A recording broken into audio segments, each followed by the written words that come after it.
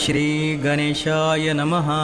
ओम नमः श्री विश्वनाथाय देववन्द्यपदायते काशीशेषावतारे मे देवदेवह्युपादिश।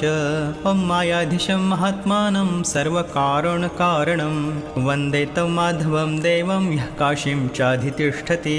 ओम वन्दे तं धर्मगुप्तारं सर्वगुह्यार्थवेदिनां गणदेवं ढुण्ढिराजं तं महन्तं स्वविघ्नहम्। ओम भारं वोढुं स्वभक्तानां यो योगं प्राप्त उत्तमं तं स ढुण्ढिं दण्डपाणिं वन्दे गङ्गातटस्थितम्।